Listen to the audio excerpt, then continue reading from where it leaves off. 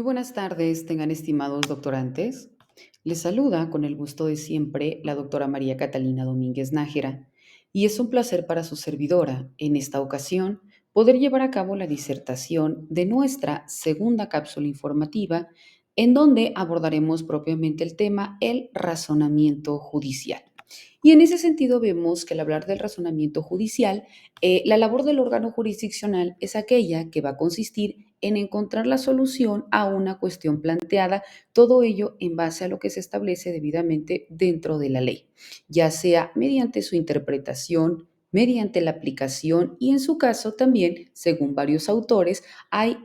que darle el sentido a la norma, ya que interpretar la ley es fijar, como comentamos, ¿no?, el sentido o el alcance en su aplicación para que luego entonces incida de manera puntual en el caso en específico. Por ello, suele ser común distinguir dos grandes tipos de razonamientos judiciales. El primero, que es el que se le conoce como el razonamiento fáctico, y el segundo, que es el que se le conoce como el razonamiento normativo.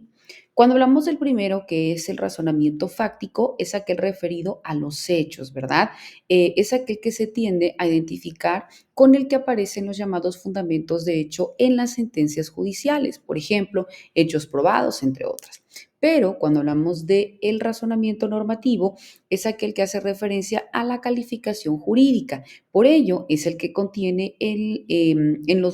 los de igual forma llamados fundamentos jurídicos. Por tanto, vamos a interpretar que el razonamiento judicial es aquel concebido como el resultado al cual llega un órgano jurisdiccional tomando en consideración los hechos que dan motivo a la litis, pero también de todos aquellos que fueron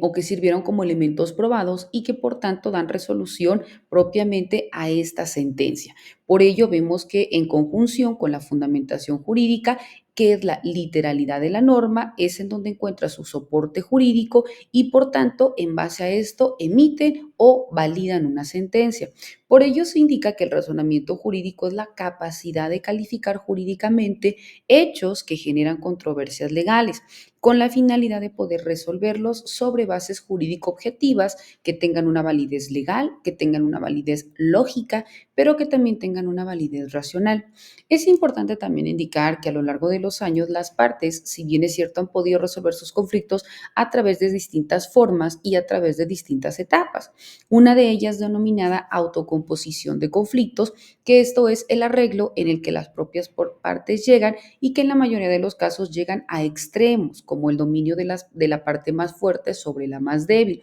Sin embargo, también se daba el supuesto en que las partes no llegaran a un punto de acuerdo. Entonces,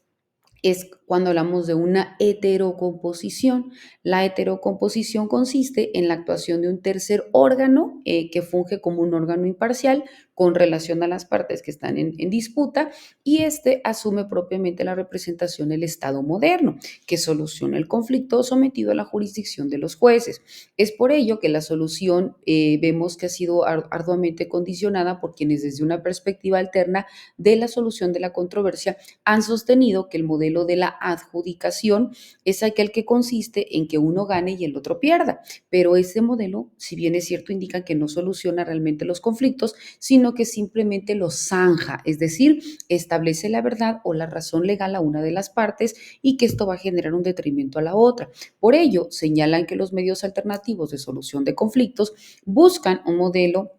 de la forma en que uno gane y el otro gane, empleando ya sea la negociación, ya sea la mediación o incluso también en el caso en el que sea posible también pueden utilizar el arbitraje. Ahora, cuando hablamos de otro de los puntos importantes es la práctica judicial. La práctica judicial consiste en la formación de nosotros como abogados o como procuradores de justicia, de modo que quede garantizada de forma objetiva su capacidad para prestar la asistencia jurídica constitucionalmente prevista. De igual manera, se considera como la capacidad de poder aplicar la ley a la resolución de un caso en específico. Por ello, se indica que la práctica judicial es la actividad encaminada a la aplicación del derecho en sus diversas manifestaciones. Interpretando esto, vemos que vamos a concluir con que la práctica judicial no es más que la interpretación y la aplicación de la norma jurídica a un caso en específico, es decir, a los hechos en particular, en donde la conducta se encuentra regulada